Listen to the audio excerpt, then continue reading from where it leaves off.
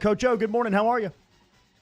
Good morning, guys. Yesterday, big news in the NFL with a couple of former Tigers named to the All-Decade Team, Coach, and Tyrann Mathieu and Patrick Peterson, guys that I know are very influential and instrumental in what you're trying to build over there in the program as far as guys that have already been there. Talk about what that means to the program to see those guys get those accomplishments. You're so proud of them and really about the men that they are. And they've come back, and both of them have given a significant amount of money to our facilities, and they've supported us and everything that we're doing here. I want to congratulate both Tyrann and Patrick being the All-Decade Team. What a fantastic team. Coach, one of the building blocks in the program that you now have in this championship program at LSU was the inclusion of the alumni, and everybody we spoke of right when you got the job was so fired up to be back around and be invited back around the facility. How has that relationship work with the program, you the head coach, and the alumni now that you've been established in the job? Obviously, it's made it stronger. You know, it started with Derek thinking about the guys walking down the Tiger Walk with us, and all those guys getting fired up. I remember before the Alabama game, Patrick Peterson's calling down the team with me. Tyrann Mathieu running out the tunnel with us, and all the ex-players just knowing that they're welcome to where they bled the purple and gold. And T-Bob, you know that. Yes, sir. You want to come back. You want to come back to where you spent time, where you know, when you leave this place, you miss it, and you always want to be welcome back. And this is our family, and they know they're welcome back with me here.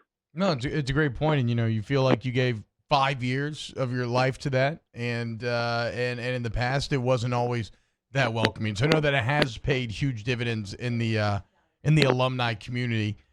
Coach, what's the latest on getting used to this new normal? I know you all talked about the Zoom meetings last time and kind of how your coaches are breaking things down or recruiting. How's everything going on the on this new remote working front? Yeah, we kind of have a format. We practice like Monday, Tuesday, Wednesday, and Thursday, a full working days for our staff from 8 to 5. Our coordinators this week are putting in short yardage and goal line. We're still putting in some first down and third down stuff. We have a lot of young analysts. Thank God we got them, because I don't know how to work them darn Zoom meetings. But they got them. I call them, and they on those Zoom meetings. We had a Zoom meeting with the athletic staff. Scott Woodward had a Zoom meeting with all the head coaches last Friday.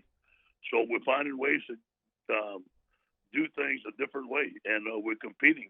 Greg McMahon is at his house, and he is clinicking with other special teams coordinator on research and development. So we're competing as best we can, but the MVP of the whole deal is Tommy Moffitt. Tommy's calling everybody every day, making sure they're working out, and so is Walt Holliday. Walt's staying on top of their academics, online courses. We have everybody that missed. If they missed a tutorial, why they missed it. If they missed a class, they're making it up. We stay on top of academics.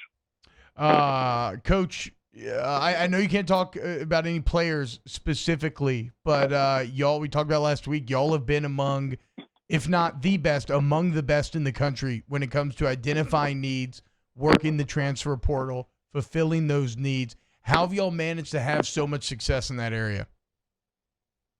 Well, first of all, it's LSU. Second of all, and we have some coaches that are very well versed in recruiting, and they can branch out all over the country. And one of the coaches that has really been instrumental is Bill Bush.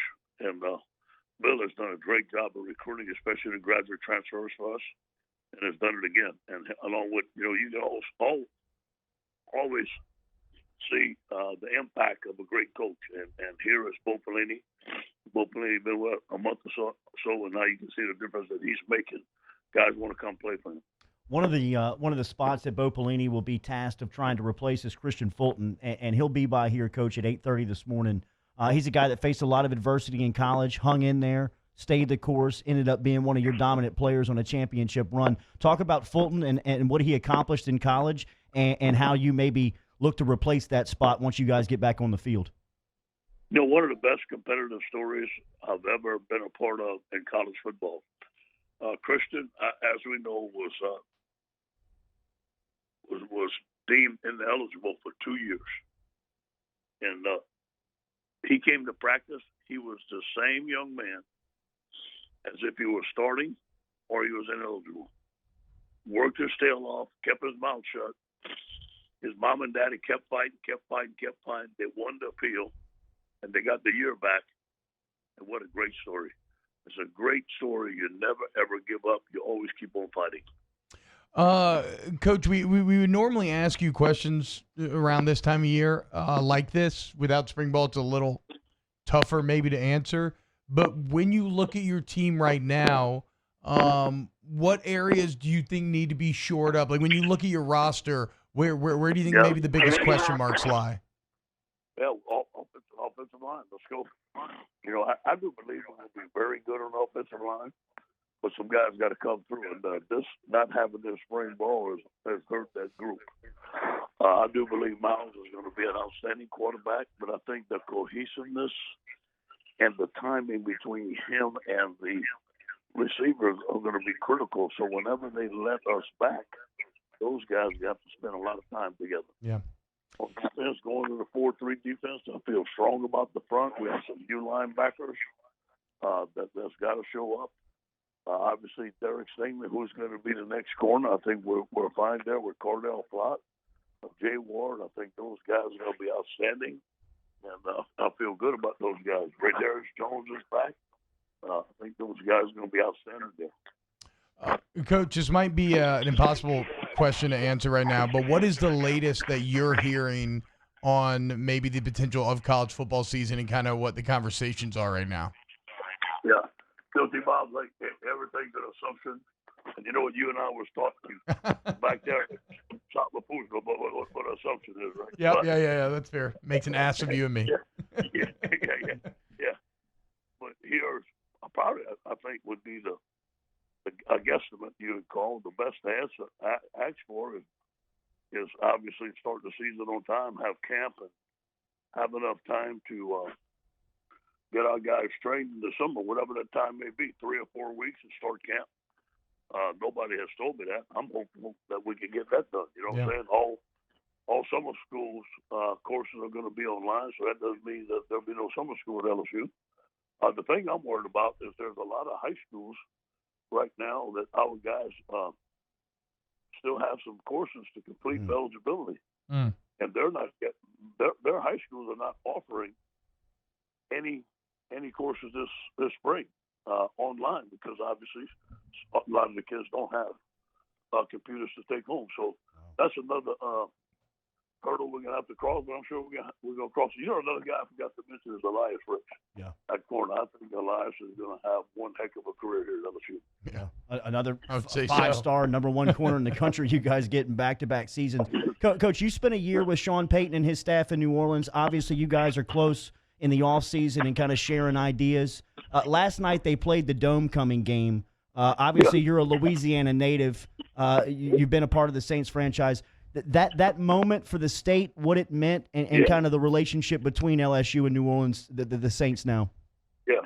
You know, down the bayou, we call that the frissons, the goosebumps. I get the goosebumps about it right now.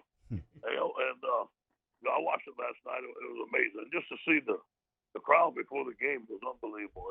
And that block punt, the electricity, and then the Saints are back, and we're back in football, and just a sign that life is coming back. You know, we're competitive people in the state of Louisiana. We're going to go through this. We went through Katrina. We've been through hurricanes. We're going to get through this. There's going to be a better time. And when we come through this, we're going to be stronger. We've already learned how to do things a little bit different through this time of the coronavirus. We're learning how to compete. Look, it's a level playing field. Everybody has the same playing field. Who chooses to work on a daily basis at the LSU standard performance? I tell our team, the work that we do today is going to pay off for us when we get back.